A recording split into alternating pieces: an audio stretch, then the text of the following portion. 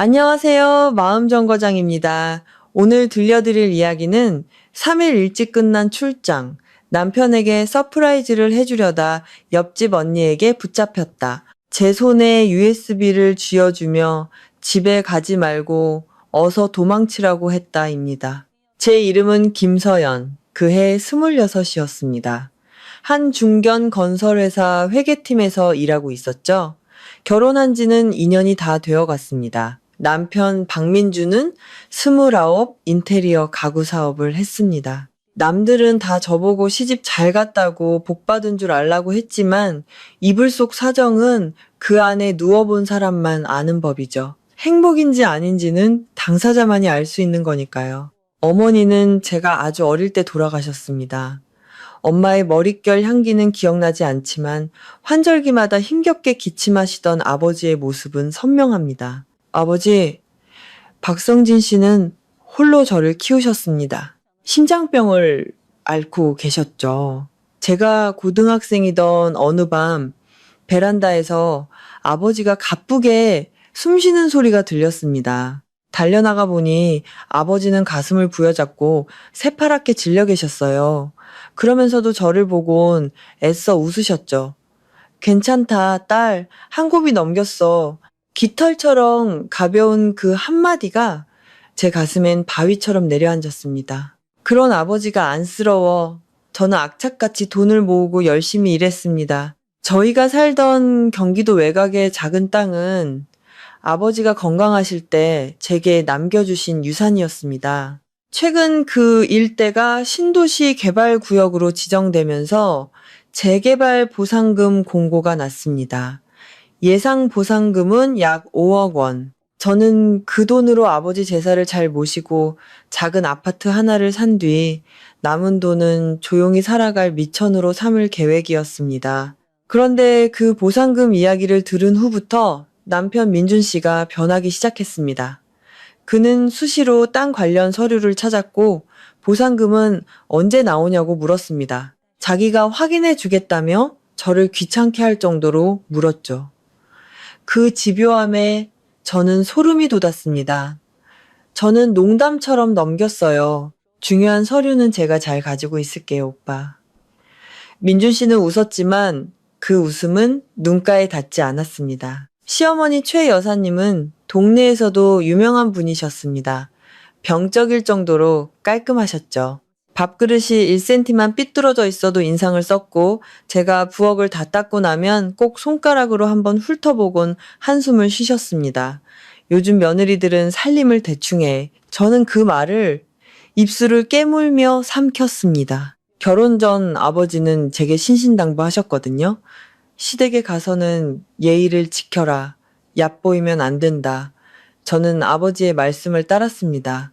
때로는 제 자신이 감정이 있는 사람이란 사실조차 잊을 만큼요.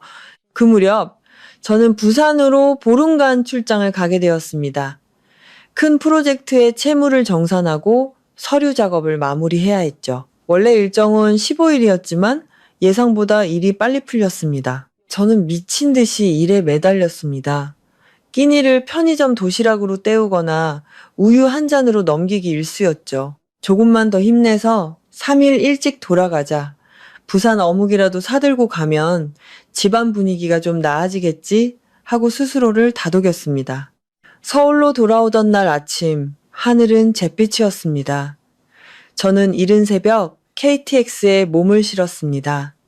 기차 안에서 저는 현관문을 열고 오빠 나왔어 하고 외치는 장면을 상상했습니다. 남편이 놀라는 얼굴, 따끈한 된장찌개 냄새, 그리고 시어머니의 눈치를 봐야 한다는 사실까지도요. 제가 그들에게 주려던 놀라움이 오히려 저 자신을 구원할 놀라움이 될 줄은 꿈에도 몰랐습니다. 오전 11시쯤 서울역에 도착한 저는 택시를 타고 아파트로 향했습니다. 1층 로비에 들어서는 순간 등골을 타고 서늘한 기운이 흘렀습니다. 에어컨 때문이 아니라 경비 아저씨의 눈빛 때문이었죠. 아저씨는 저를 보며 입술을 달싹이다가 이내 고개를 돌렸습니다. 제가 무슨 일이냐고 묻기도 전에 아래층에 사는 정수진 씨가 다가왔습니다. 수진 씨는 30대 초반의 이웃으로 평소 아파트 단지 공원에서 브이로그를 찍곤 했습니다. 엘리베이터에서 만나면 가볍게 목례나 나누는 사이였죠. 그날따라 수진 씨의 얼굴은 창백했고 눈가는 붉었습니다. 그녀는 제 팔을 잡아 끌어 화분 뒤 구석으로 데려갔습니다. 그리고는 숨막히는 목소리로 속삭였어요. 서연 씨, 언제 왔어요? 제가 방금요. 무슨 일 있으세요, 언니? 하고 묻자 그녀는 제 눈을 똑바로 보았습니다. 그 눈빛엔 연민과 두려움이 뒤섞여 있었죠. 수진 씨는 가방에서 작은 USB 하나를 꺼내 제 손바닥에 억지로 쥐어주었습니다. 얼음장처럼 차가운 손이었습니다. 그녀는 망치로 머리를 얻어맞은 듯한 한마디를 뱉었습니다. 집에 들어가지 마요. 내가 해줄 수 있는 건 여기까지야. 저는 그 자리에 얼어붙었습니다. 귀가 윙윙 울렸죠. 손 안에 USB와 그녀를 번갈아 보았습니다. 언니, 무슨 말씀이세요? 우리 집이 저긴데. 입은 그렇게 말했지만 심장은 미친 듯이 뛰었습니다. 최근 들어 서류를 찾던 민준 씨의 모습, 시어머니의 날선 눈초리, 그리고 그의 영혼 없는 미소가 머릿속을 스쳐 지나갔습니다. 수진 씨는 길게 설명하지 않았습니다. 그저 고개를 저으며 떨리는 목소리로 말했죠. 한 번만 내 말 믿어요. 올라가지 마. 나도 더 말 못해. 그 사람들이 알면 나만 힘들어져. 그녀는 그 말을 끝으로 누가 볼세라 황급히 몸을 돌려 사라졌습니다. 저는 언니! 하고 불렀지만 그녀는 돌아보지 않았습니다. 그때 문득 아버지의 말씀이 뇌리를 스쳤습니다. 착하게 사는 것도 중요하지만 피할 줄도 알아야 한다. 한 걸음 물러서는 것이 평생을 지키는 길일 때도 있다는 걸 저는 그 순간 깨달았습니다. 저는 로비 한가운데에 서 있었습니다. 한 손엔 USB, 다른 한 손엔 캐리어를 쥔 채 발이 바닥에 못 박힌 듯 움직일 수 없었습니다. 집으로 가는 것과 가지 않는 것. 엘리베이터 버튼 하나 차이인데 왜 이리 생사가 걸린 결정처럼 무겁게 느껴질까요? 저는 심호흡을 했습니다. 용기가 나서가 아니라 두려워서였습니다. 수진 씨의 눈빛에 담긴 기묘한 공포, 경비 아저씨의 망설임, 그리고 익숙했던 우리 집이 갑자기 들어가선 안 될 곳처럼 느껴지는 이 섬뜩함이 두려웠습니다. 저는 로비를 빠져나와 곧장 택시를 잡았습니다. 차가 출발하고 저는 무심코 아파트 건물을 돌아보았습니다. 높이 솟은 건물, 반짝이는 유리창이 제 눈에는 차갑고 거대한 상자처럼 보였습니다. 저는 기사님께 근처 비즈니스 호텔 주소를 말했습니다. 차 문이 닫히고 나서야 손바닥이 땀으로 흥건한 것을 깨달았죠. 그 안에는 작은 USB가 놓여 있었습니다. 깃털처럼 가벼웠지만 곧 열릴 비밀의 무게는 천근만근이었습니다. 아파트에서 2km도 채 떨어지지 않은 작은 호텔에 방을 잡았습니다. 화려하진 않았지만 그 순간의 제게는 완벽한 은신처였습니다. 커튼을 모두 치고 노란 조명을 켜자 냉기가 조금은 가시는 듯 했습니다. 침대 끝에 걸터 앉아 손바닥에 USB를 내려다 보았습니다. 집에 가지 말라면서 이걸 줬다는 건 이 안의 내용이 저를 아프게 할 뿐만 아니라 더 끔찍한 무언가로부터 저를 피하게 해줄 것이란 뜻이었습니다. 물을 한 잔 마셨지만 목은 타들어갔습니다. 손이 덜덜 떨렸습니다. 저는 속으로 스스로를 다그쳤습니다. 김서연, 정신 차려. 지금 운다고 뭐가 달라져? 눈물은 아래로 흐르지만 너무 많이 흘리면 오히려 눈이 멀게 된다는 말이 있죠. 저는 노트북을 켜고 USB를 꽂았습니다. 화면에는 브이로그라는 이름의 폴더 하나만 덩그러니 있었습니다. 클릭하는 순간 심장이 가슴 밖으로 튀어나올 것처럼 세차게 뛰었습니다. 폴더 안에는 여러 개의 짧은 동영상 파일이 날짜와 시간 순으로 정리되어 있었습니다. 저는 마른 침을 삼키고 첫 번째 영상을 재생했습니다. 영상은 아파트 단지 내 공원에서 찍힌 것이었습니다. 아마 수진 씨가 벤치 근처에서 촬영한 듯 구도가 살짝 위에서 아래를 향하고 있었죠.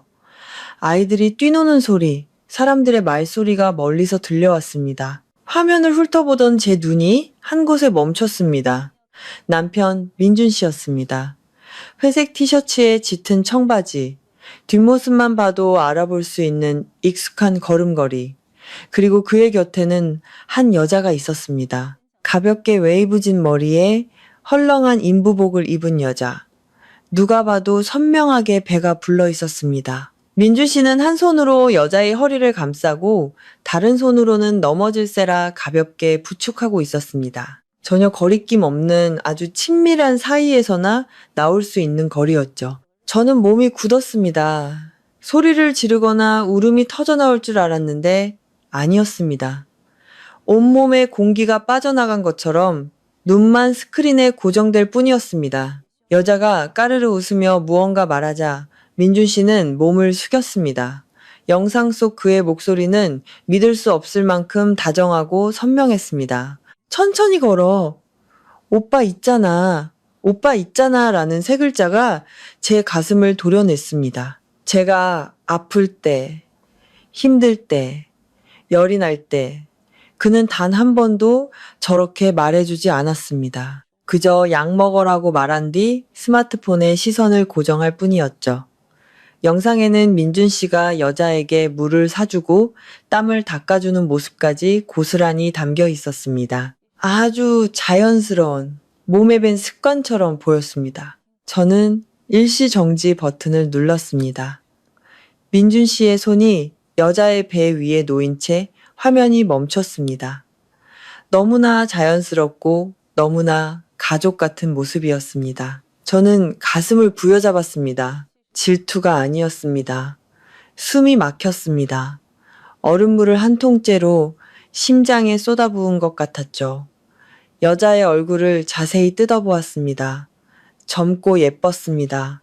어딘가 낯이 익었습니다. 금방 기억이 났습니다. 한유라. 민준 씨가 스치듯 말하던 이름. 거래처에 새로 온 직원인데 일 잘해. 언젠가 제가 누구냐고 물었을 때 그는 당신은 알 거 없어. 그냥 사업 파트너야. 라고 퉁명스럽게 말했었죠.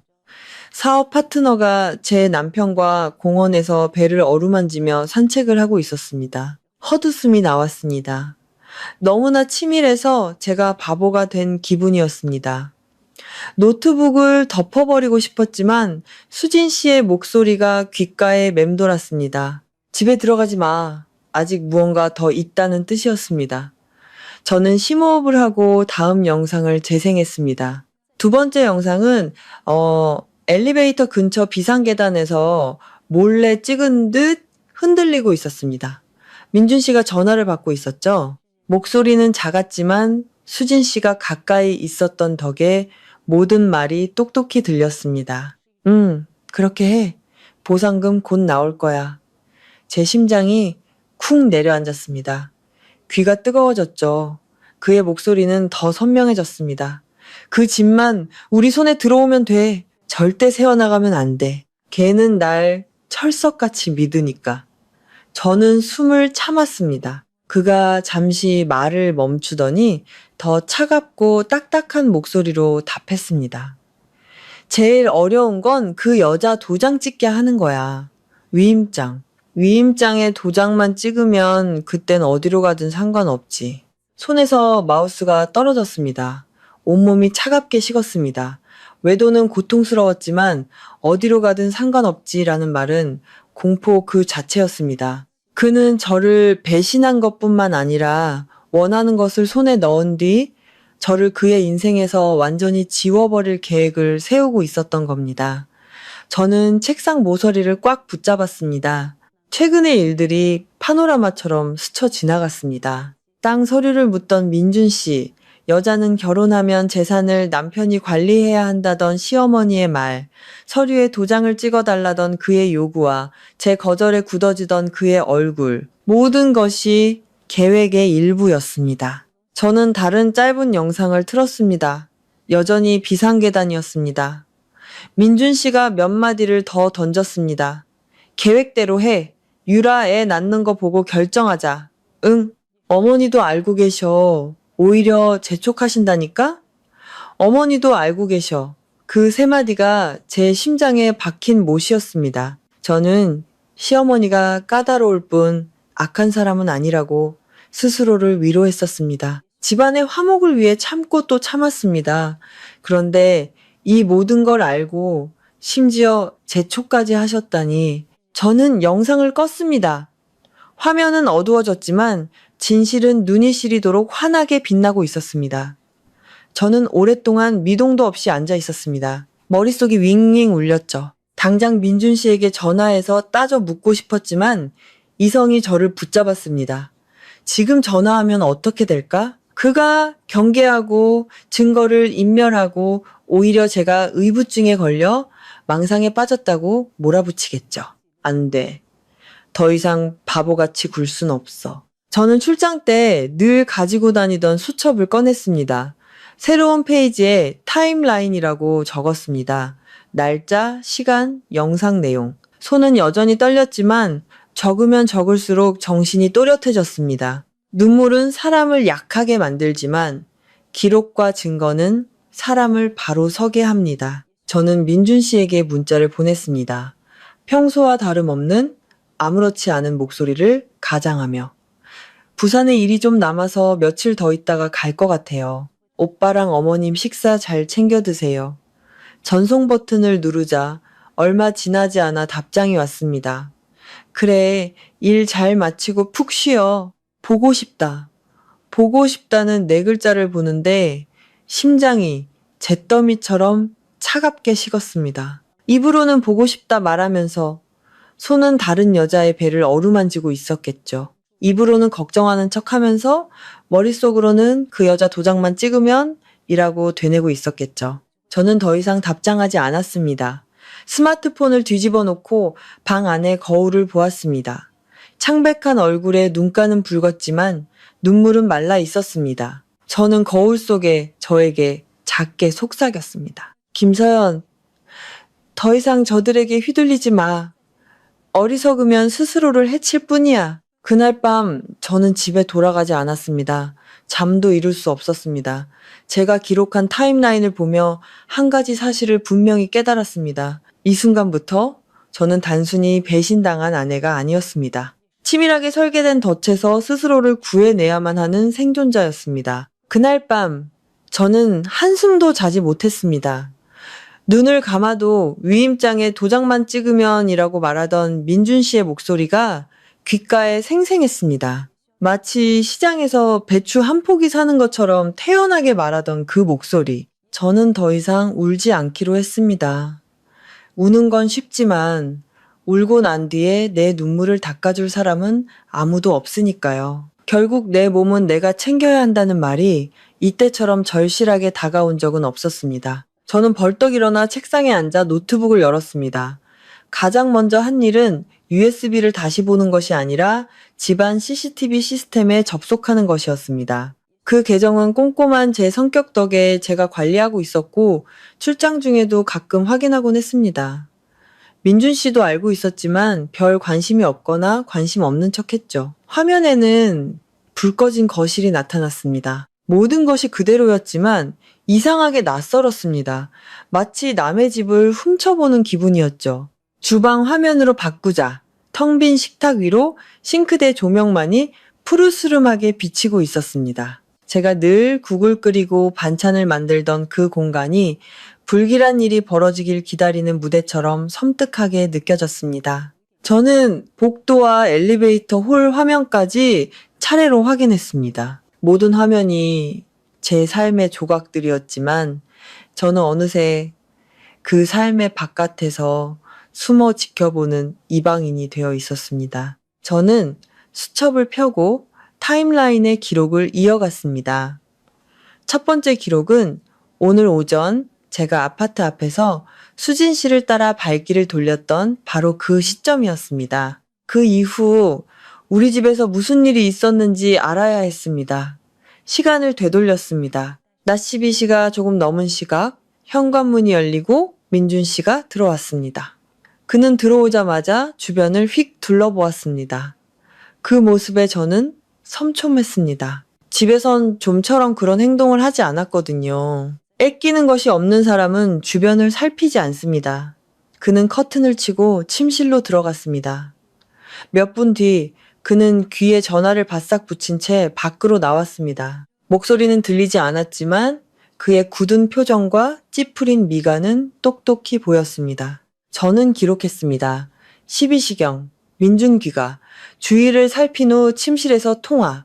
잠시 후 복도 CCTV에 시어머니가 들어오는 모습이 잡혔습니다. 그녀는 장바구니를 든 채 곧장 부엌으로 가지 않고 현관 근처에서 민준 씨와 무언가 이야기를 나누었습니다. 사각지대라 뒷모습만 보였지만 그 직후 제 온몸의 피가 차갑게 식는 일이 벌어졌습니다. 복도 화면이 깜빡이더니 그대로 신호가 끊겼습니다. 인터넷 연결이 불안정할 때처럼 몇 초간 끊기는 것이 아니라 완전히 나가버렸습니다. 화면에는 신호 없음이라는 메시지만 떠 있었죠. 거실도 주방도 마찬가지였습니다. 오직 엘리베이터 홀 화면만 정상적으로 나오고 있었습니다. 화면 속 시계는 12시 30분을 가리키고 있었습니다. 저는 떨리는 손으로 한 줄을 더 적었습니다. 12시 30분. 다수의 CCTV 신호 동시 끊김. 단순한 네트워크 오류라면 이렇게 정확한 타이밍에, 그것도 민준 씨와 시어머니가 나타난 직후에 동시에 꺼질 리가 없었습니다. 저는 애써 침착함을 유지하며 영상이 언제 다시 복구되는지 확인하기 위해 시간을 앞으로 돌렸습니다. 오후 1시경 거실 카메라가 다시 켜졌습니다. 모든 것이 아무 일 없었다는 듯 정상으로 돌아와 있었죠. 하지만 바로 그 공백의 시간이야말로 가장 무서운 것이었습니다. 진실 위에 덮어놓은 식탁보처럼 느껴졌으니까요. 오후 4시가 넘어 민준 씨가 외출했습니다. 나가기 전 그는 인터넷 모뎀이 있는 곳에 서서 무언가를 빠르게 조작했습니다. 아주 익숙한 동작이었죠.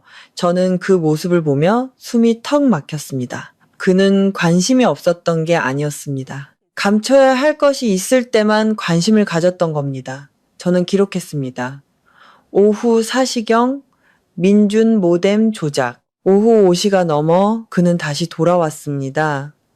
이번에는 엘리베이터 CCTV에 그가 누군가와 함께 있는 모습이 선명하게 찍혔습니다. 모자를 푹 눌러쓰고 마스크를 낀 작은 체구의 여자. 걸음걸이가 조금 무거워 보였습니다.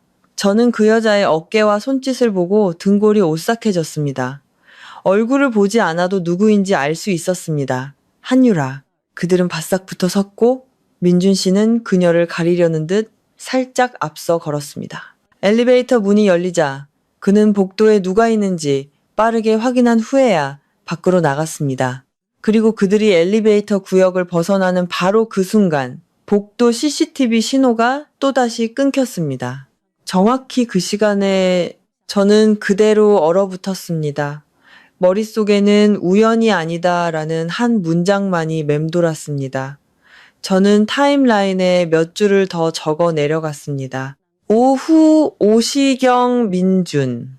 의문의 여성과 함께 귀가. 복도 CCTV 신호 끊김. 저는 그 장면을 몇 번이고 돌려보았습니다. 복도 화면이 끊기기 직전 민준 씨가 빠르게 스마트폰을 조작하는 모습, 그리고 여자의 손목을 가볍게 쥐고 이끄는 모습이 보였습니다. 그 손짓은 단순한 배려가 아니었습니다.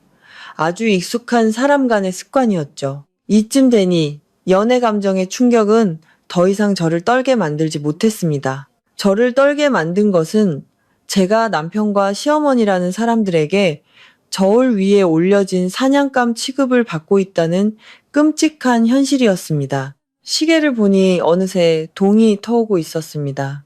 잠이 오지 않았습니다. 저는 마치 깊은 물 위에 놓인 외나무 다리를 걷는 기분이었습니다. 한 걸음만 잘못 디디면 그대로 추락하고 말겠죠. 저는 스마트폰을 들어 수진 씨의 번호를 찾았습니다. 망설였지만 결국 통화 버튼을 눌렀습니다. 한참 뒤에야 그녀가 전화를 받았습니다. 누구세요? 속삭이는 목소리였죠. 언니, 저 서연이에요. 몇 초간의 침묵 끝에 그녀가 조심스럽게 물었습니다. 봤어요? 저는 울지 않으려고 애쓰며 단도직입적으로 말했습니다. 언니, 혹시 더 찍어두신 거 없으세요? 제가 지금 집 CCTV를 보고 있는데 신호가 끊긴 시간대가 있어요. 그 시간 동안 그들이 뭘 했는지 무서워서요. 수진 씨는 깊은 한숨을 쉬었습니다. 공원이랑 계단에서 찍은 게 다예요. 복도에서 짧게 하나 더 찍긴 했는데 무서워서 아직 못 보냈어요. 그 사람들 눈빛이 너무 무서워서 저는 스마트폰을 꽉 쥐었습니다. 걱정 마세요. 언니한테 피해 안 가게 할게요. 하지만 혹시 모르니 가지고만 계셔주세요. 그게 제 목숨줄이 될지도 몰라요. 그녀는 망설이다가 마치 스스로에게 다짐하듯 말했습니다. 알았어요. 가지고 있을게요. 서연 씨, 절대 섣불리 행동하면 안 돼요. 전화를 끊고 저는 텅 빈 호텔방에서 멍하니 앉아 있었습니다. 머릿속이 복잡했지만 해야 할 일은 명확해졌습니다. 첫째, 더 많은 증거를 모아야 한다. 둘째, 절대 그들에게 내가 무언가 알고 있다는 사실을 들켜서는 안 된다. 셋째, 땅 관련 서류를 그들의 손이 닿지 않는 곳에 숨겨야 한다. 넷째, 나 자신을 보호할 방법을 찾아야 한다. 이 네 가지를 적고 나자 저는 등을 의자에 기댔습니다. 창밖으로 새벽빛이 스며들고 있었습니다. 사람들은 날이 밝으면 모든 것이 환해질 거라고 말하지만 인생은 언제나 그런 것은 아니었습니다. 어떤 진실은 날이 밝을수록 그 안에 숨겨진 인간의 어두운 마음을 더 선명하게 드러내기도 하니까요. 저는 수첩을 덮었습니다. 손은 여전히 미세하게 떨렸지만 머릿속에서는 눈물 대신 냉철한 이성이 자리를 잡기 시작했습니다. 날이 밝자마자 저는 기계처럼 몸을 일으켰습니다. 잠을 자면 긴장이 풀릴 것 같아 뜬 눈으로 밤을 새웠습니다. 제가 잠시라도 방심하는 사이 그들은 모든 흔적을 지워버릴 수도 있었으니까요. 노트북을 켜고 CCTV 시스템에 접속하는 것은 하룻밤 사이에 생긴 새로운 습관이 되었습니다. 이번에는 감정적으로 영상을 보지 않았습니다. 회계 장부를 다루듯 날짜, 시간, 항목, 특이사항을 떼져하며 분석했습니다. 저는 수첩에 표를 그렸습니다. 날짜, 시간, 신호가 끊긴 카메라, 그리고 신호가 끊기기 직전에 나타난 사람, 하루, 이틀, 사흘치 영상을 돌려보며 데이터를 채워나갔습니다. 눈이 아플 지경이었지만 이상한 점을 발견했습니다. 신호 끊김은 무작위로 일어나는 것이 아니었습니다. 마치 누군가 의도적으로 특정 시간에 버튼을 누르는 것처럼 일정한 패턴이 있었습니다. 첫 번째 패턴은 점심시간이었습니다. 사람들이 휴식을 취해 방심하기 쉬운 시간대였죠. 두 번째는 민준 씨가 외출했다가 돌아오거나 누군가 집으로 들어오는 늦은 오후였습니다. 세 번째는 저와 시어머니만 있어야 할 저녁 시간에 발생한 의문의 공백이었습니다. 저는 입술을 깨물었습니다. 네트워크 문제라면 왜 하필 이렇게 민감한 시간대에만 발생할까요? 단순한 사고라면 왜 아무 일도 없는 새벽 시간엔 멀쩡했을까요? 도둑이 제발 저린다는 말은 사람에게만 해당하는 것이 아니었습니다. 증거에도 해당되는 말이었습니다. 감추려고 할수록 감춰야 할 무언가가 있다는 사실만 더 명백해질 뿐이었죠. 저는 설정 메뉴로 들어갔습니다. 남편과 시댁을 믿었기에 이전에는 한 번도 들여다보지 않았던 곳이었습니다. 계정 관리 탭을 클릭하자 제 아이디와 함께 낯선 보조 계정이 하나 더 보였습니다. 거실 장비라는 아무렇지 않은 이름이었습니다. 하지만 그 계정이 생성된 날짜를 보는 순간 제 손이 차갑게 식었습니다. 한 달 전 재개발 보상금에 대한 1차 공고가 나왔던 바로 그 시점이었습니다. 민준 씨가 땅 서류에 대해 묻기 시작했던 바로 그 시점이었죠. 접속 기록을 클릭했습니다. 화면에는 보조 계정의 로그인 기록이 시간대별로 선명하게 나타났습니다. 그리고 그 시간들은 CCTV 신호가 끊겼던 시간과 소름 끼치도록 정확하게 일치했습니다. 저는 그대로 얼어붙었습니다. 더 이상의 의심은 사치였습니다. 누군가 시스템에 개입했고 그게 누구인지는 물어볼 필요도 없었죠. 저는 보조 계정 이름을 멍하니 바라보았습니다. 배신감은 더 이상 아픔이 아니라 굴욕으로 다가왔습니다. 민준 씨가 그저 무심한 사람이라고 생각했던 제가 한심했습니다. 그는 무심한 게 아니라 치밀하게 계산하고 있었던 겁니다. 저는 올곧게 살았는데 한 침대를 쓰는 사람은 제 등 뒤에서 함정을 파고 있었습니다. CCTV는 뭐하러 봐? 라며 가볍게 말하던 그의 모습이 떠올랐습니다. 게으른 줄 알았는데 그게 아니었습니다. 자신이 작업하는 시간에는 제가 보지 않기를 바랐던 것 뿐이었습니다. 저는 심호흡을 하며 평정심을 유지하려 애썼습니다. 지금 당장 비밀번호를 바꾸면 민준 씨는 바로 눈치챌 겁니다. 몰래 무언가를 하던 사람이 갑자기 문이 잠기는 것을 보면 냄새를 맡게 되겠죠. 그리고 낌새를 채는 순간 모든 증거를 인멸하고 교묘하게 상황을 바꿔 저를 몰아붙일 겁니다. 저는 더 확실한 무기가 필요했습니다. 증거를 완벽하게 확보한 뒤에야 문을 잠글 수 있었습니다. 저는 USB 폴더를 열어 모든 영상을 두 군데에 나누어 백업했습니다. 파일명은 수첩에 기록한 타임라인과 동일하게 정리했습니다. CCTV 접속 기록 역시 화면을 캡처해 비밀번호를 건 폴더에 따로 저장했습니다. 증거가 손상되면 구멍난 바구니로 물을 뜯는 것과 다를 바 없다는 것을 알기에 저는 아주 천천히 꼼꼼하게 작업했습니다. 그때 스마트폰이 울렸습니다. 민준 씨의 문자였습니다. 일은 잘 돼가? 어제 바빠서 깜빡했네. 저는 그 문자를 보고 소리 없는 웃음을 터뜨렸습니다.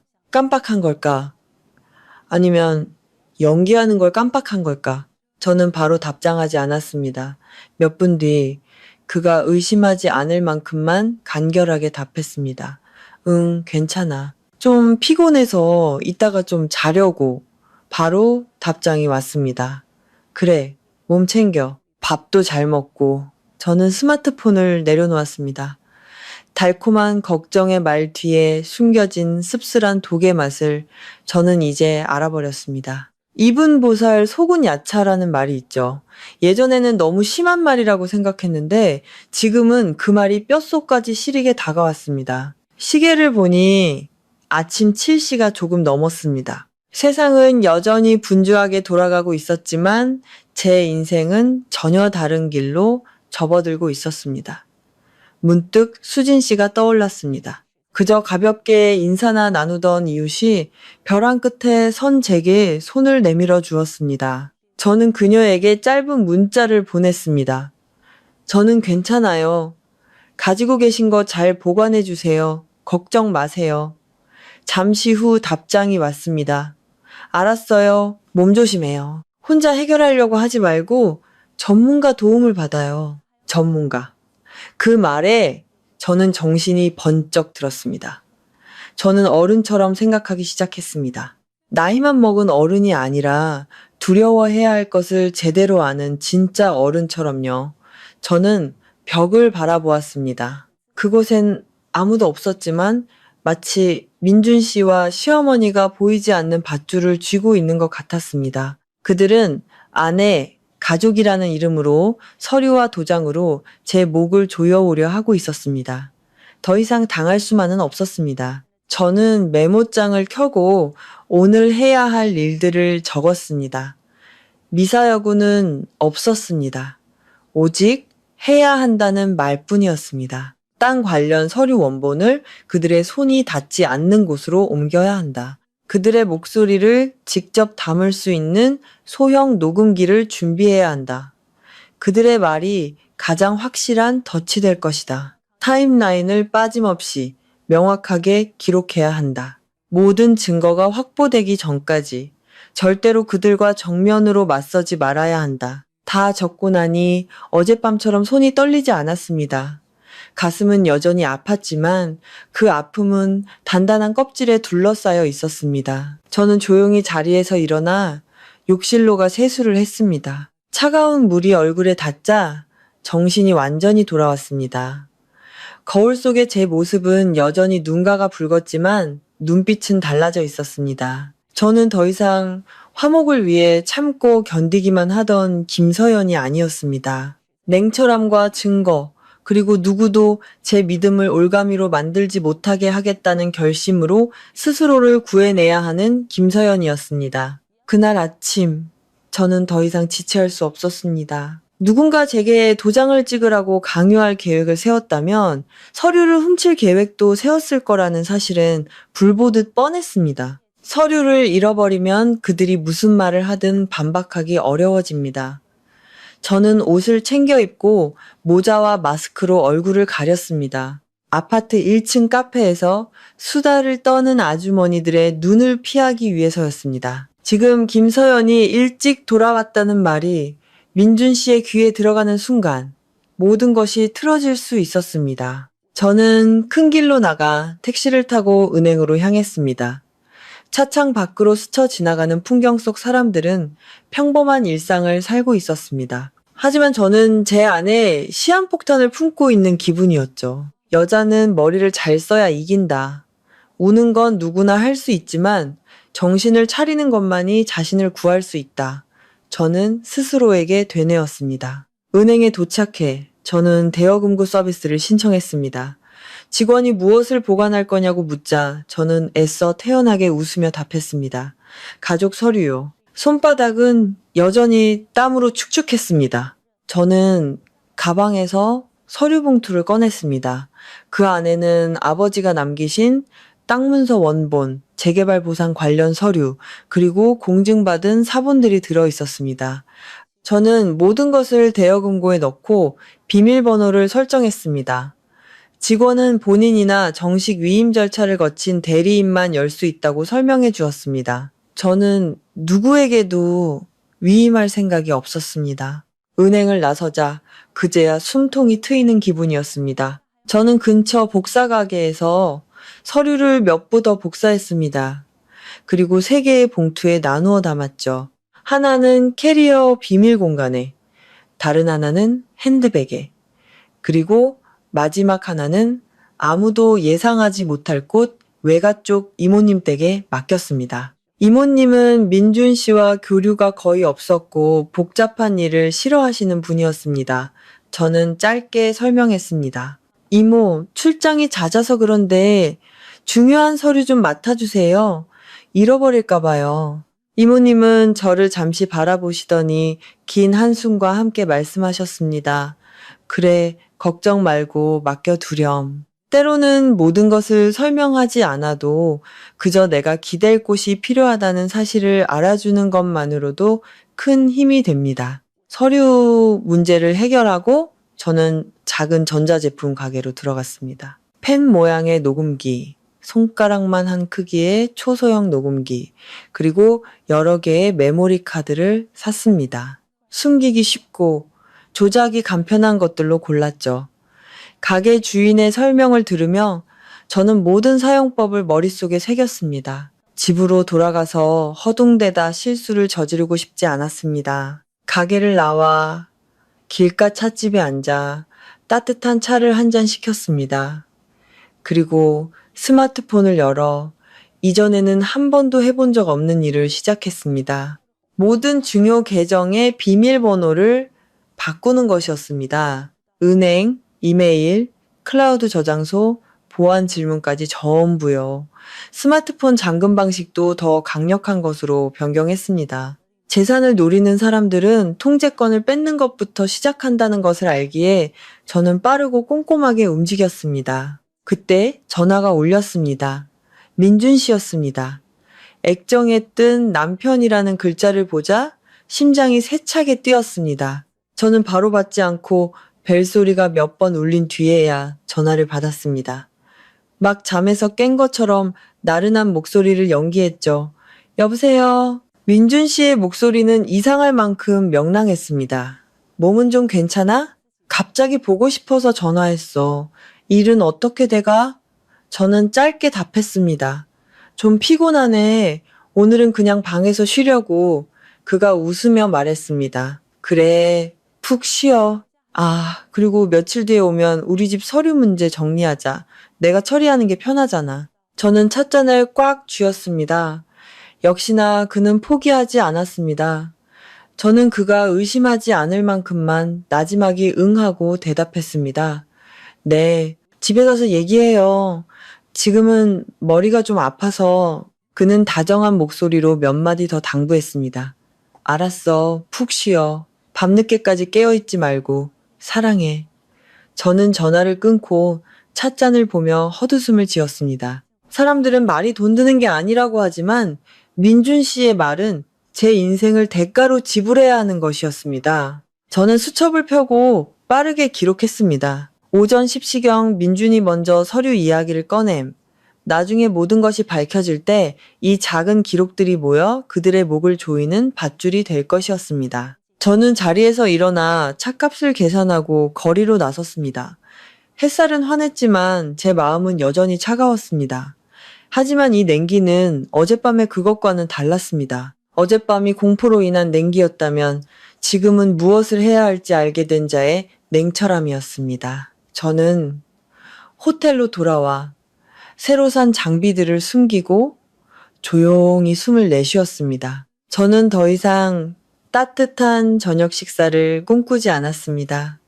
그저 누구도 제 믿음을 칼로 만들어 휘두르지 않는 평온한 삶을 꿈꿀 뿐이었습니다. 그날 아침 8시 20분, 저는 작은 캐리어와 선물 꾸러미를 들고 호텔을 나섰습니다. 출근 시간을 피해 사람들의 시선을 받지 않고 우리 집 현관문 앞에 서서 심호흡할 시간을 벌기 위해서였습니다. 아파트로 돌아가는 길은 멀지 않았지만 마치 다른 생을 건너가는 것처럼 아득하게 느껴졌습니다. 1층 로비에 도착해 캐리어를 끌고 내리자 경비 아저씨가 저를 보았습니다. 이번에는 시선을 피하지 않고 그저 말없이 고개를 끄덕여 주셨습니다. 저는 엘리베이터에 올랐습니다. 거울에 비친 제 얼굴은 창백했지만 저는 애써 입꼬리를 끌어올렸습니다. 김서연, 오늘 절대 떨면 안 돼. 떠는 순간 지는 거야. 엘리베이터 문이 열리자 복도는 쥐 죽은 듯 조용했습니다. 저는 현관문 앞에 서서 손잡이에 손을 얹었습니다. 심장이 터질 듯 뛰는 소리가 들렸죠. 저는 심호흡을 한 뒤 마치 예정대로 출장에서 돌아온 사람처럼 문을 열었습니다. 저 다녀왔습니다. 제 목소리가 거실에 울려 퍼졌습니다. 부엌에서 시어머니가 국자를 든 채 나왔습니다. 그녀의 얼굴에 스친 당혹감은 이내 늘 그렇듯 엄격한 표정으로 바뀌었습니다. 왜 이렇게 일찍 왔어? 며칠 더 걸린다고 하지 않았니? 저는 가볍게 웃으며 선물 꾸러미를 내밀었습니다. 네, 일이 생각보다 빨리 끝나서요. 어머님 드리려고 부산에서 좀 사왔어요. 시어머니는 선물 꾸러미를 힐끗 보더니 작게 콧방귀를 뀌었습니다. 오긴 왔구나. 어디 가든 집 생각은 해야지.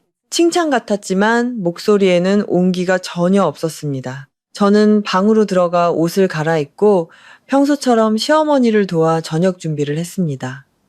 시어머니는 배추 된장국, 제육볶음, 갈치조림을 요리하셨죠. 지극히 평범한 한국의 저녁 식탁이었지만 제 눈에는 차가운 서리가 내려앉은 것처럼 보였습니다. 19시 5분. 민준 씨가 문을 열고 들어왔습니다. 저를 보자마자 그는 그 자리에 멈춰 섰습니다. 그의 눈에 스친 것은 기쁨이 아니라 다른 종류의 놀라움이었습니다. 자기야, 언제 왔어? 저는 손을 닦으며 출장에서 돌아온 아내의 완벽한 미소를 지어 보였습니다. 오늘 아침에 일찍 끝나서 오빠 놀래주려고 3일 먼저 왔지. 민준 씨는 다가와 저를 안았습니다. 똑같은 포옹이었지만 그의 팔에는 힘이 없었습니다. 마치 연기처럼 그저 제 어깨에 팔을 걸치고 있을 뿐이었죠. 낯선 향수 냄새가 코끝을 스쳤습니다. 고생 많았네. 연락하지 마중 나갔을 텐데. 부엌에서 시어머니의 목소리가 들려왔습니다. 왔으면 집안일이나 좀 도와. 보름이나 집을 비워서 먼지가 가득하다. 저는 네라고 대답했습니다. 예전 같았으면 서운했겠지만 오늘은 그저 기억해둘 뿐이었습니다. 이 집에서는 가벼운 말 한마디도 올가미가 될 수 있다는 것을 알았으니까요. 저녁 식사 시간. 민준 씨는 제 맞은편에 앉아 스마트폰만 쳐다봤습니다. 시어머니는 그의 밥그릇에 갈치조림을 올려주며 마치 혼잣말처럼 말했습니다. 남자는 큰일을 해야지. 여자는 집안이나 잘 돌보고 나중에 돈이 생겨도 그걸 잘 굴릴 줄 알아야 하는 거야. 저는 젓가락을 잠시 내려놓았다가 다시 들며 가볍게 웃었습니다. 네, 어머님. 저도 우리 집이 화목한 게 제일 좋아요. 민준 씨가 고개를 들어 저를 보았습니다. 저울질하는 듯한 눈빛이었죠. 이내 그가 웃으며 말했습니다. 당신 말이 맞아. 화목한 게 최고지. 화목이라는 단어가 제 가슴을 찔렀지만 저는 티내지 않았습니다. 오히려 그의 그릇에 계란말이를 올려주며 농담을 던졌죠. 오빠, 밥 먹을 땐 밥만 먹어요. 그러다 밥 다 식겠네. 오후가 되자 저는 피곤하다는 핑계로 일찍 방에 들어갔습니다. 16시 40분. 민준 씨는 창고에 다녀오겠다며 밖으로 나갔고 시어머니도 장을 보러 나갔습니다. 집에는 저 혼자 남았죠. 저는 서두르지 않았습니다. 빨래를 돌리고 식탁을 닦고 베란다 화초에 물을 주었습니다. 모든 것을 천천히 자연스럽게 해냈습니다. 이 집이 저를 여전히 예전에 순종적인 김서연으로 믿게 만들어야 했습니다. 22시 5분 집안의 불이 꺼지고 민준 씨와 시어머니는 각자의 방으로 들어갔습니다. 저는 잠시 누워있다가 물을 마신다는 핑계로 조용히 일어났습니다. 어둠 속에서 벽시계 초침 소리가 유난히 크게 들렸습니다. 저는 고양이처럼 소리 없이 걸어 미리 봐두었던 곳에 소형 녹음기를 설치했습니다. 거실 소파 뒤, 눈에 띄지 않으면서도 대화 소리가 잘 잡히는 곳이었습니다. 그리고는 아무 일 없었다는 듯 침대로 돌아왔습니다. 이불을 턱 밑까지 끌어당기고 누워 천장을 바라보았습니다. 심장이 팽팽한 활시위처럼 긴장되어 있었습니다. 저는 더 이상 달콤한 말을 기대하지 않았습니다. 그저 그들의 입에서 진실이 흘러나오기만을 기다릴 뿐이었습니다. 5시 40분. 저는 알람 소리가 아니라 민준 씨가 뒤척이는 소리에 잠에서 깼습니다. 그는 손을 더듬어 스마트폰을 찾았고 액정의 푸른 빛이 그의 얼굴을 비쳤습니다. 그는 메시지를 확인하더니 입꼬리를 살짝 올린 채 화면을 끄고 다시 누웠습니다. 저는 벽 쪽으로 돌아 누워 자는 척 했지만 온 신경은 곤두서 있었습니다. 6시 15분 민준 씨가 침대에서 내려와 밖으로 나갔습니다. 몇 분 뒤 시어머니의 슬리퍼 끄는 소리가 복도에서 들려왔습니다. 부엌문이 열리고 냄비와 그릇이 부딪히는 소리, 물 흐르는 소리가 들렸죠. 모든 것이 평범했습니다. 너무나 평범해서 예전의 저였다면 그저 아침 식사를 준비하는 소리라고 생각했을 겁니다. 하지만 지금의 저는 그 평범함이 더 무서웠습니다. 저는 바로 일어나지 않았습니다. 그들이 제가 아직 자고 있다고 믿게 내버려 둬야 했습니다. 너무 일찍 나서는 바람에 상대방이 입을 다물어 버려서 듣지 못하는 진실이 세상에는 너무나 많으니까요. 6시 32분경 부엌에서 민준 씨의 목소리가 들려왔습니다. 작았지만 어젯밤 제가 설치해둔 녹음기 덕분에 방 안에서도 똑똑히 들렸습니다. 어머니, 말씀드렸잖아요. 유라 씨, 배가 점점 불러오니까 초조해야 한단 말이에요. 시어머니가 무언가를 볶는 듯한 소리와 함께 대답했습니다. 초조해도 별 수 있니? 큰일일수록 신중해야지. 그 애, 순진해 보여도 만만하게 볼 애는 아니야. 서류 같은 건 아주 꽉 쥐고 있을걸. 제 이름이 나오자 온몸이 굳었습니다. 그 애라고 부르는 그 무심한 호칭. 마치 물건을 가리키듯 값을 매기듯 말하는 투의 섬좁했습니다. 민준 씨가 콧방귀를 꼈습니다. 그러니까 위임장에 도장 찍게 해야죠. 도장만 받으면 서류는 걔가 가지고 있어봐야 소용없어요. 저는 베갯잇을 꽉 움켜쥐었습니다. 위임장이라는 두 글자가 돌덩이처럼 제 가슴을 내리눌렀습니다. 시어머니가 확신에 찬 목소리로 말했습니다. 그래, 도장만 받으면 끝이야. 그거만 있으면 보상금은 우리 거고. 걔가 아무리 울고불고 해도 소용없어. 우리도 이제 좀 허리 펴고 살아야지. 5억이 애 이름이니? 5억. 그들은 마치 시장에서 콩나물값 얘기하듯 가볍게 말했지만 제게 그 돈은 아버지의 땀이자 아버지가 제게 남긴 마지막 생이었습니다. 민준 씨가 비웃으며 말했습니다. 계획 다 있어요. 갓 돌아왔으니 며칠은 좀 풀어주고 달콤한 말로 살살 구슬리다가 서류 내밀면 돼요. 그때 어머니가 옆에서 윽박 지르시고요. 여자들 평판 나빠지는 거 무서워해서 결국 도장 찍게 돼 있어요. 시어머니가 목소리를 낮췄습니다. 겁을 줘도 명분이 있어야지 의심사게 하진 마라.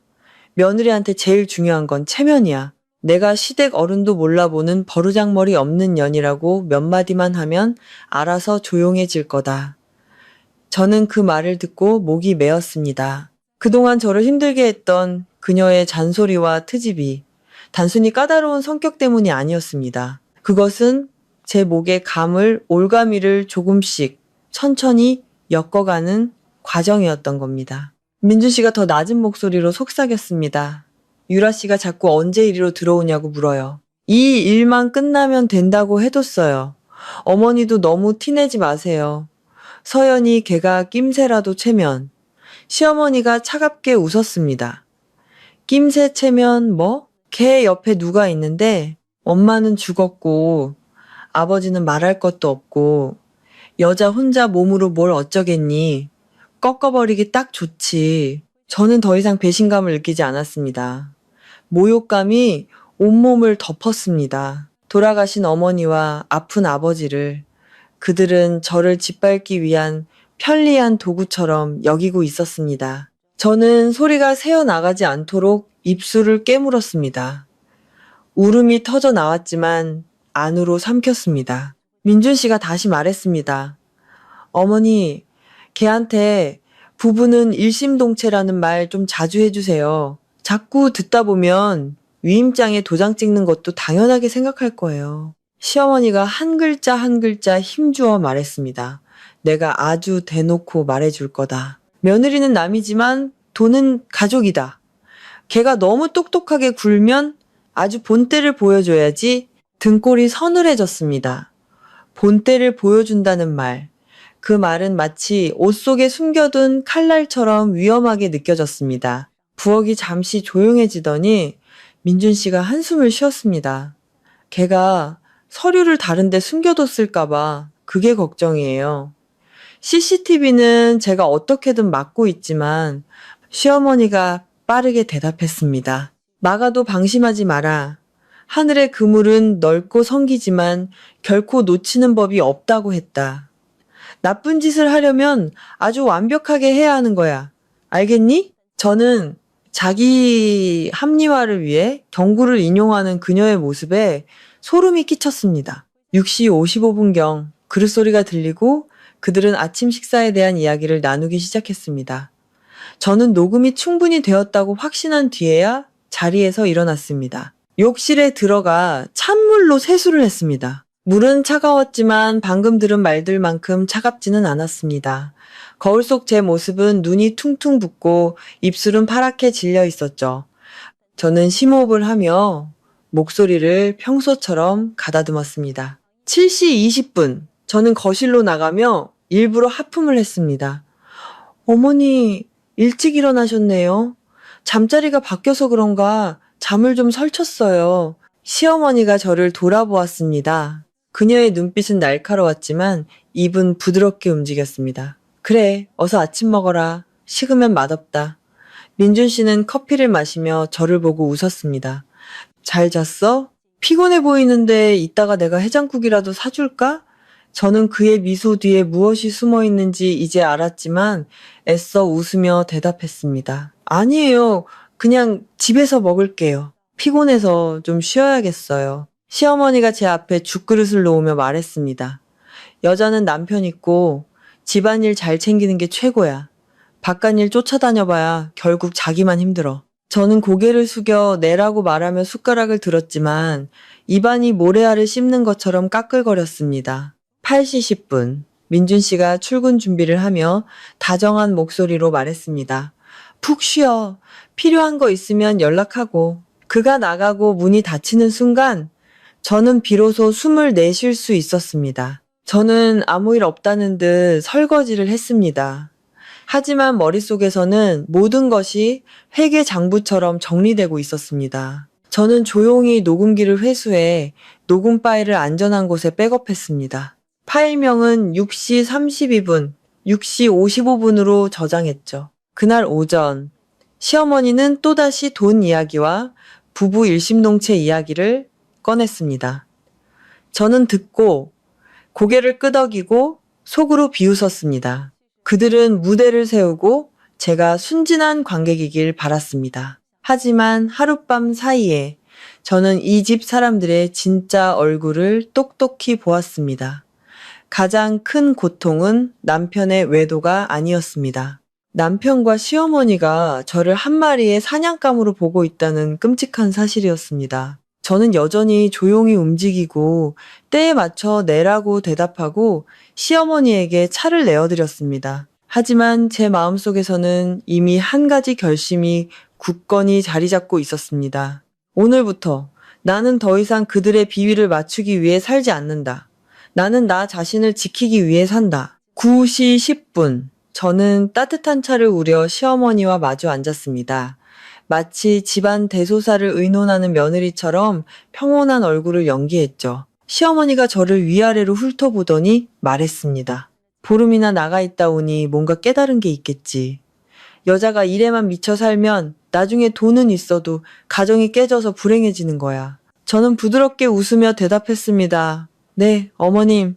저도 그래서 빨리 돌아오고 싶었어요. 그리고 보상금 문제도 집안이 시끄러워지지 않게 잘 처리하고 싶고요. 돈 때문에 가족끼리 얼굴 붉히고 싶지 않아요. 보상금이라는 말에 시어머니의 눈이 순간 반짝였습니다. 그래, 그렇게 생각한다니 다행이구나. 5억이 작은 돈이 아니잖니. 넌 어떻게 할 생각이니? 저는 고민하는 척 하다가 한숨을 쉬며 말했습니다. 잘 모르겠어요. 큰 돈을 쥐어본 적이 없어서 덜컥 겁부터 나네요. 민준 씨랑 상의해서 결정해야겠죠? 부부잖아요, 어머님? 저는 일부러 부부라는 단어를 강조하며 그녀의 반응을 살폈습니다. 시어머니의 입꼬리가 올라갔습니다. 그래, 부부는 한 몸이지. 큰 돈은 남자가 나서서 관리해야 하는 법이야. 여자가 뭘 알겠니? 저는 속으로 코웃음을 쳤지만 겉으로는 고개를 끄덕였습니다. 어머님 말씀이 맞아요. 저는 그냥 절차가 복잡하고 서류가 많을까봐 걱정이에요. 시어머니는 마치 기다렸다는 듯 손가락으로 테이블을 가볍게 두드리며 말했습니다. 절차는 나랑 민준이가 알아서 할 테니 넌 도장만 잘 찍으면 돼. 저는 순진한 얼굴로 물었습니다. 네? 무슨 도장이요? 그녀는 반쯤 웃으며 대답했습니다. 위임장이지 뭐겠니. 나중에 보상금 받고 서류 처리하려면 네가 일일이 뛰어다녀야 하는데 얼마나 귀찮겠어. 저는 놀라면서도 감사하다는 듯이 말했습니다. 아, 정말요? 제가 그런 건 정말 자신이 없는데 혹시 위임장 미리 한번 볼 수 있을까요? 잘 모르고 도장 찍었다가 큰일 난다는 얘기를 들어서요. 시어머니의 표정이 순간 굳었다가 이내 딱딱하게 변했습니다. 한 집안 식구끼리 뭘 본다는 거니 내가 널 해치기라도 하겠어? 저는 고개를 숙이며 나지막이 말했습니다. 그런 뜻이 아니에요, 어머님. 제가 워낙 숫자에 익숙한 일을 하다 보니 뭐든 제 눈으로 확인해야 마음이 놓여서요.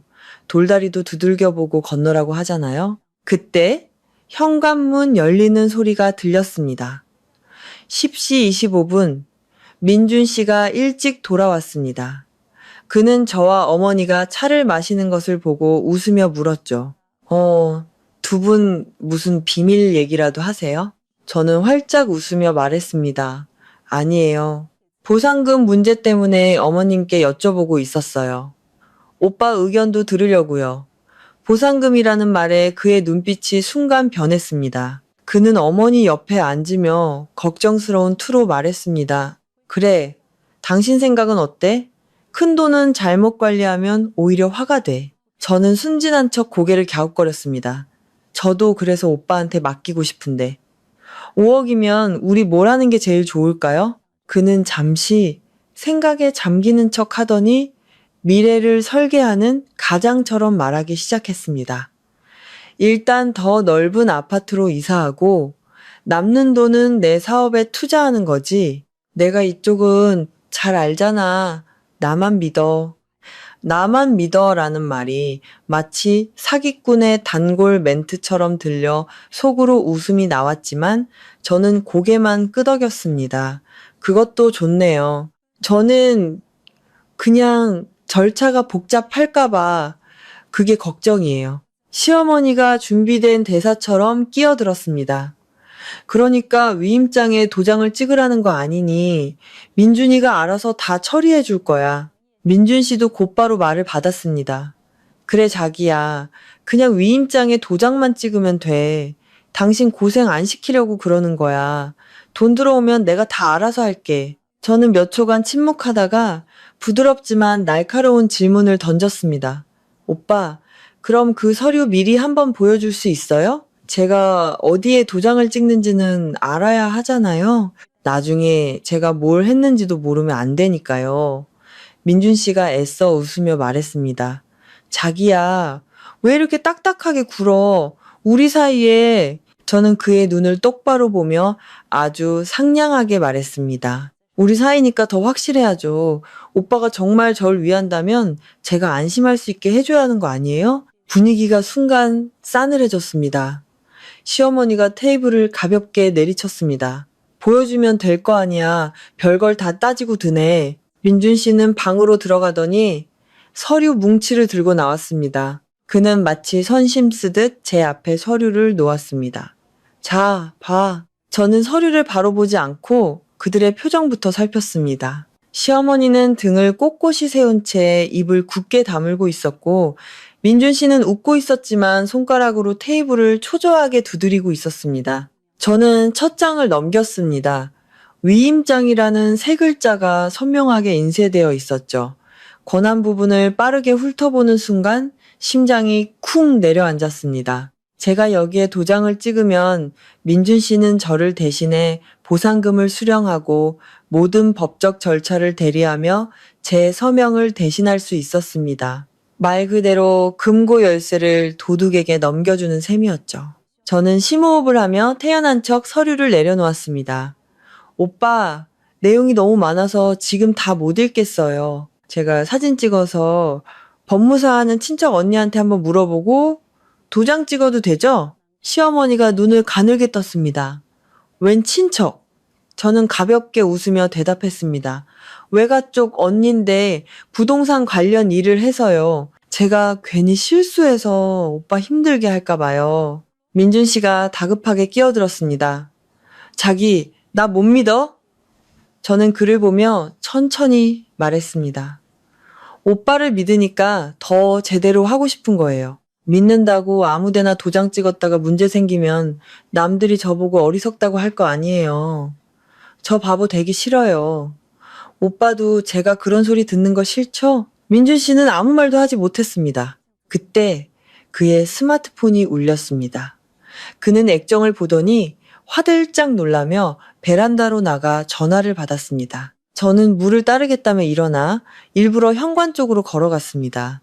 그리고 현관문 렌즈를 통해 밖을 내다보았습니다. 1층 화단 옆에 한 젊은 여자가 서 있었습니다. 가볍게 웨이브진 머리, 작은 체구, 그리고 손으로 감싼 배.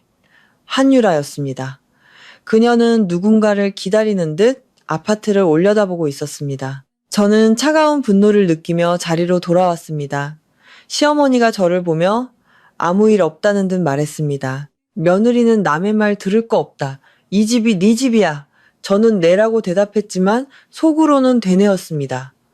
이 집은 당신들이 파놓은 덫이에요. 저는 위임장 서류를 봉투에 담으며 여전히 부드러운 목소리로 말했습니다. 이건 제가 외가에 가서 한번 여쭤보고 내일 답 드릴게요. 시어머니는 베란다에 민준 씨를 힐끗 보더니 제게 칼날 같은 목소리로 말했습니다. 내일까지 꼭 도장 찍어. 집안 대소사를 질질 끌 순 없어. 저는 미소를 지으며 고개를 숙였습니다. 네, 어머님. 알겠습니다. 하지만 제 되는 그들이 초조해하고 있으며 초조한 악당은 반드시 허점을 보인다는 사실에 대한 된이었습니다. 그날 오후 저는 위임장 서류를 들고 이모님 댁으로 향했습니다. 이모님은 서류를 몇 줄 읽어보시더니 미간을 찌푸리며 말씀하셨습니다. 서연아, 이거 절대 도장 찍으면 안 된다. 권한을 너무 많이 넘겨주는 거야. 저는 고개를 끄덕였습니다. 집에 돌아오는 길, 엘리베이터 문이 열리자 시어머니가 복도 끝에서 저를 기다리고 있었습니다. 그녀는 팔짱을 낀 채 날카로운 눈으로 저를 쏘아보았죠. 어딜 그렇게 싸돌아다니는 거니? 저는 예의 바르게 대답했습니다. 네, 어머님, 서류 문제 때문에요. 확실하게 해야 민준 씨가 편하잖아요. 저녁 식사 시간 분위기는 얼음장 같았습니다. 시어머니는 노골적으로 저를 압박하기 시작했습니다. 여자가 재산을 너무 꽉 쥐고 있으면 집안이 편할 날이 없어. 네, 어머님, 저도 압니다. 라고 대답하자 그녀는 더 직접적으로 쏘아붙였습니다. 알면 도장을 찍어. 집안 망신시키지 말고. 저는 옅은 미소를 지으며 말했습니다. 네, 어머님.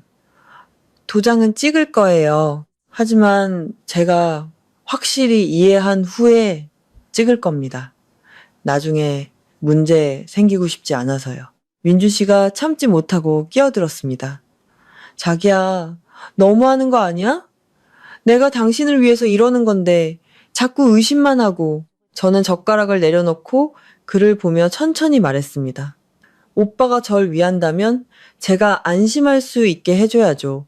의심하는 게 아니라 확실하게 하고 싶은 거예요. 시어머니가 비웃었습니다. 확실?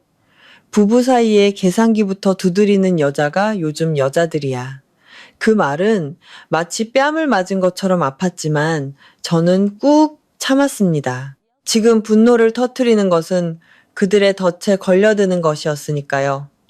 20시 12분, 민준 씨의 스마트폰이 울렸고 그는 황급히 전화를 끊었습니다. 그 모습을 본 시어머니는 마치 기다렸다는 듯 제게 독서를 퍼부었습니다. 서류에만 목매는 며느리는 나중에 남편이 버리고 나면 그 종이 쪼가리 끌어안고 울게 될 거다. 저는 고개를 들어 그녀를 똑바로 보았습니다. 네, 어머님. 남편이 절 버리면 슬프겠죠. 하지만 이건 아버지가 남겨주신 거예요. 아버지의 유산을 제가 함부로 할 순 없어요. 그 말은 그들의 아픈 곳을 정확히 찔렀습니다. 두 사람의 얼굴이 굳어졌죠. 시어머니는 드디어 본색을 드러냈습니다. 이 집에 법도가 있어. 며느리는 시키는 대로 하는 거야. 말 안 들을 거면 이 집에서 나가. 나 너처럼 말 안 듣는 며느리 둘 생각 없어. 나가라는 말에 등골이 오싹했습니다. 그들은 저를 쫓아내고 아내가 집을 나갔다는 핑계로 모든 것을 차지할 계획이었던 겁니다. 저는 더 이상 대응하지 않았습니다. 어머님 말씀 명심하겠습니다. 하지만 서류 문제는 시간을 좀 더 주세요. 민준 씨가 책상을 내리쳤습니다. 시간은 무슨 시간? 내일 당장 찍어. 저는 그를 보며 흔들림 없는 목소리로 말했습니다. 내일 답을 드릴게요. 하지만 서두르진 않을 거예요. 오빠가 이해해 주셨으면 해요. 저는 그들의 얼굴에서 사냥감을 놓친 사냥꾼의 분노를 보았습니다. 저는 자리에서 일어나 더 이상의 충돌을 피했습니다. 그들이 원하는 것은 제 분노였고 저는 그 미끼를 물지 않을 것이었습니다. 23시 5분, 저는 방 안에서 녹음된 파일을 재생했습니다. 시어머니의 목소리가 들렸습니다. 걔, 생각보다 고집이 세구나. 서두르지 않으면 보상금 나오고 나서 도장 받기 힘들어져. 민준 씨가 짜증 섞인 목소리로 대답했습니다. 알아요. 자꾸 죽은 지 아버지 핑계를 대잖아요. 아버지를 방패로 삼고 있다니까요. 시어머니가 콧방귀를 꼈습니다. 죽은 사람이 무슨 방패야. 죽으면 다 끝이지. 저는 그들이 아버지를 모욕하는 것을 들으며 심장이 얼어붙는 것 같았습니다. 민준 씨가 비웃었습니다. 그러게요. 저는 그냥 도장만 받으면 돼요. 도장 찍으면 바로 집에서 내쫓을 거예요. 어디서 가르치려 들어. 시어머니가 의기양양하게 말했습니다. 여자는 자존심을 건드리면 무너져. 내일 내가 한바탕 뒤집어 엎을 거다. 시부모 무시하는 버르장머리 없는 년이라고 동네방네 소문내면 창피해서라도 도장 찍을 걸. 민준 씨가 목소리를 낮췄습니다. 그 목소리는 비밀을 말하는 자의 음습한 목소리였습니다. 저는 그냥 걔가 아직도 아버지 일 때문에 저를 의심할까봐 그게 좀 걸려요. 제 심장이 갰는 것 같았습니다. 시어머니가 쏘아붙였습니다. 뭘 의심해? 민준 씨가 천천히 마치 남의 이야기처럼 말했습니다. 그때 아버님 쓰러지셨을 때 심장병 약 내가 잠깐 숨겼었잖아요. 조금만 늦었으면 되는 거였는데 걔가 그 일을 그렇게 마음에 담아둘 줄은 몰랐네요. 저는 그대로 얼어붙었습니다. 온몸에 피가 역류하는 것 같았고 숨이 막혔습니다. 약을 숨겼다. 조금만 늦었으면 그 단어들이 연결되어 제 심장을 꿰뚫는 비수가 되었습니다. 아버지가 돌아가시던 날이 떠올랐습니다. 저는 미친 듯이 약을 찾았지만 약은 보이지 않았습니다. 그때 연인이었던 민준 씨가 달려왔고 그는 마치 자기 일처럼 슬퍼하며 아버지를 병원으로 옮겼습니다. 저는 그가 제게 유일한 위안이라고, 은인이라고 생각했습니다. 그런데 그 모든 것이 그가 꾸민 일이었습니다. 제가 입술을 깨물어 피가 나는 줄도 몰랐을 때 시어머니의 말이 이어졌습니다. 그녀는 웃고 있었습니다. 메마르고 소름 끼치는 웃음소리였습니다. 약을 숨겼으면 잘했네? 죽은 사람은 말이 없는 법이야. 네가 그때 그렇게 하지 않았으면 어떻게 그 집에 발을 들였겠니? 걔가 그렇게 무너지지 않았으면 어떻게 너랑 그렇게 빨리 결혼했겠어? 모든 것이 명백해졌습니다. 이것은 추측이 아니었습니다. 시장에서 닭 한 마리 잡는 이야기처럼 아무렇지 않게 내뱉는 그들의 고백이었습니다. 민준 씨가 태연하게 대답했습니다. 저도 그러고 싶진 않았지만 어머니가 그러셨잖아요. 재산 있는 며느리 얻으려면 지름길로 가야 한다고. 전 그냥 시키는 대로 한 거예요. 시어머니가 힘주어 말했습니다. 그래, 인생은 한번 삐끗하면 끝이야. 5억이 우리 손에 안 들어오면 너랑 나는 어떻게 사니? 이건 평생에 한 번 올까 말까 한 기회야. 저는 더 이상 들을 수가 없었습니다.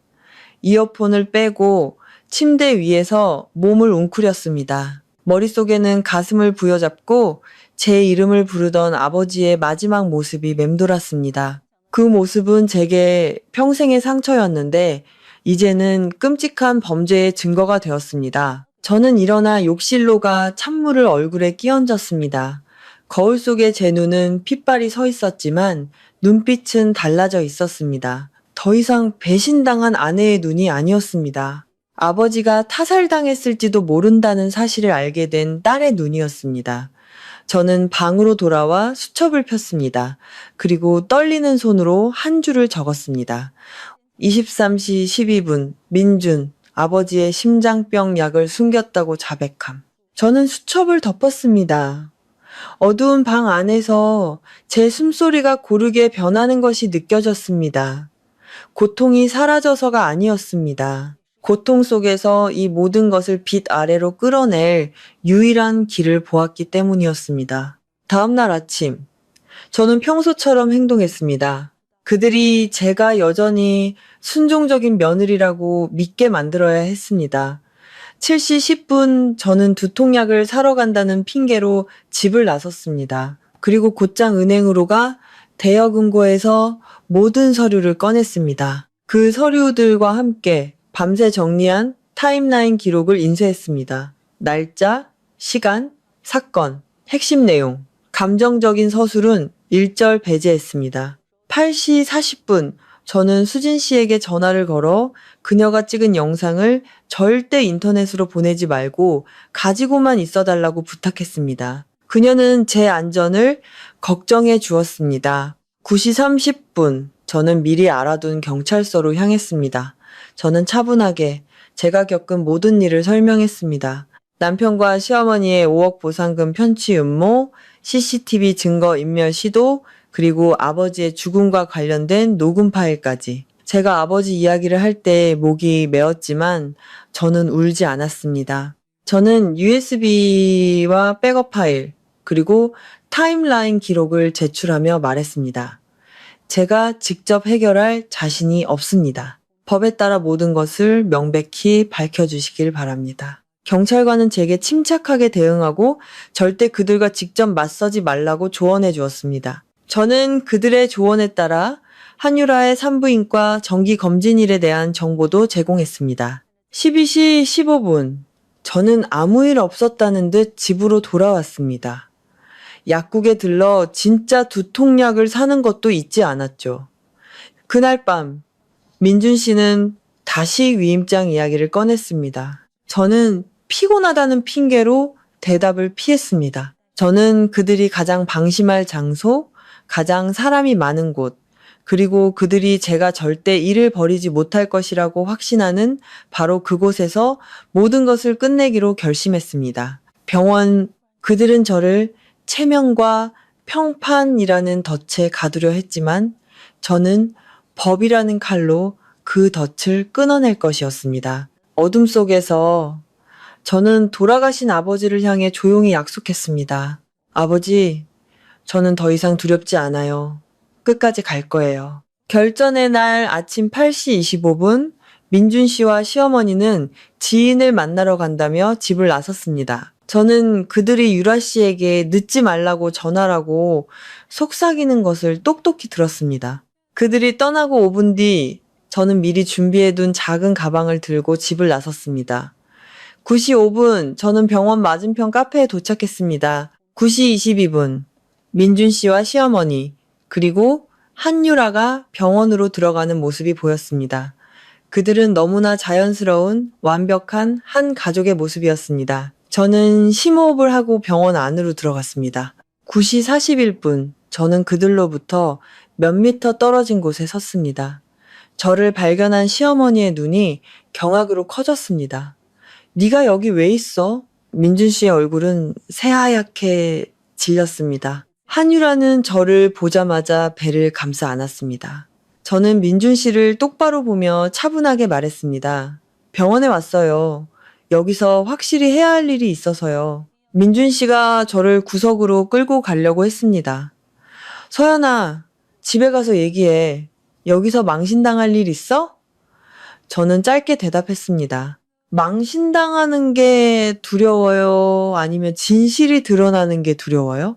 시어머니가 주변 사람들이 들으라는 듯 큰 소리로 외쳤습니다. 세상에 이 애가 의부증에 걸려서 멀쩡한 사람을 잡네.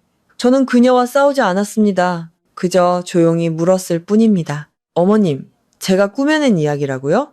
그럼 어머님은 왜 민준 씨의 지인과 함께 산부인과에 오셔서 마치 가족처럼 다정하게 이름을 부르시는 거죠? 한유라가 울먹이며 말했습니다. 언니, 제발 이러지 마세요. 저 임신했어요. 민준 씨가 저를 막아섰습니다. 서연아, 제발 그만해.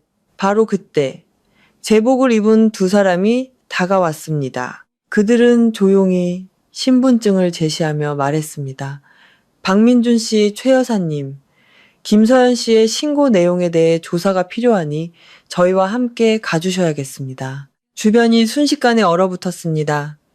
시어머니가 비명을 질렀습니다. 세상에, 억울해요. 우리가 뭘 어쨌다고. 한유라는 소리 내어 울기 시작했습니다. 민준 씨가 저를 보며 증오에 찬 목소리로 말했습니다. 네가 감히 여기까지 일을 벌여? 저는 그의 눈을 보며 작지만 분명하게 말했습니다. 당신이 우리 아버지 약에 손을 댔을 때부터 이 정도는 각오했어야죠. 약이라는 말에 민준 씨의 얼굴에서 핏기가 완전히 사라졌습니다. 시어머니는 입을 벌린 채 아무 말도 하지 못했습니다. 그들은 결국 경찰관들을 따라 병원을 나섰습니다. 저는 그들의 뒷모습을 보며 꼿꼿이 서 있었습니다. 아버지가 하시던 말씀이 떠올랐습니다. 올곧게 살면 하늘이 길을 열어주신다. 병원은 여전히 소란스러웠지만 한 가지는 분명히 변해 있었습니다. 진실은 더 이상 어두운 아파트에 갇혀 있지 않았습니다. 수많은 사람들의 눈앞에서 환한 빛 아래로 걸어 나오고 있었습니다. 조사실에서 저는 떨지 않았습니다. 준비한 타임라인과 증거들을 차례대로 제출하며 감정을 배제하고 사실만을 이야기했습니다. 민준 씨는 처음에는 부인했지만 CCTV 접속 기록과 위임장, 그리고 녹음 파일이 재생되자 입을 다물었습니다. 시어 며느리는 남이지만 돈은 가족이다 라고 말하는 자신의 목소리가 흘러나오자 시어머니는 그대로 돌처럼 굳어버렸습니다. 그리고 마지막 아버지의 죽음에 관한 녹음 파일이 재생되었습니다. 그때 아버님 심장병 약, 내가 잠깐 숨겼었잖아. 민준 씨의 목소리가 조사실을 채우자 저는 눈을 감았습니다. 그는 화가 나서 한 헛소리라고 변명했지만 그동안의 모든 증거와 정황이 그의 말을 거짓으로 만들고 있었습니다. 결과는 오래 걸리지 않았습니다.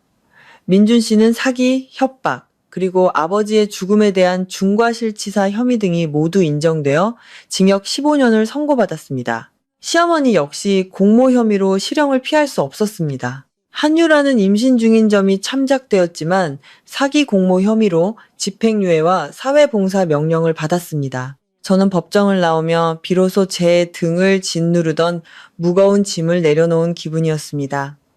보상금 5억은 무사히 제게 돌아왔습니다. 저는 그 돈으로 아버지의 제사를 정성껏 모시고 나머지는 저축했습니다. 저를 파남하던 그 아파트는 팔아버렸습니다.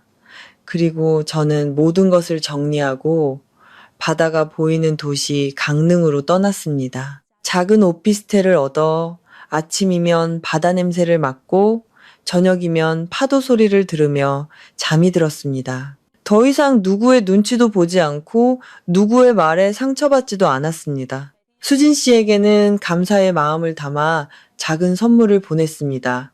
그녀는 건강하게 잘 살면 그걸로 됐다는 답장을 보내왔습니다. 따뜻한 그녀의 말에 저는 조용히 눈물을 흘렸습니다. 어떤 인연은 피를 나눈 가족보다 더 깊은 위로를 준다는 것을 깨달았습니다. 이 모든 일을 겪으며 제가 배운 것은 하나입니다. 착한 것은 약한 것이 아니며 믿음은 맹목적이어서는 안 된다는 것.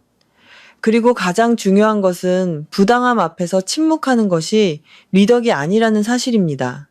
오늘 제가 침묵하면 그 침묵이 내일 제 목을 조르는 밧줄이 될 수도 있으니까요. 마음정거장을 찾아주신 여러분, 제 이야기가 여러분의 마음에 작은 울림을 주었기를 바랍니다. 여러분의 삶에 어떤 폭풍이 불어오더라도 부디 자신을 지킬 용기를 잃지 마시길 바랍니다.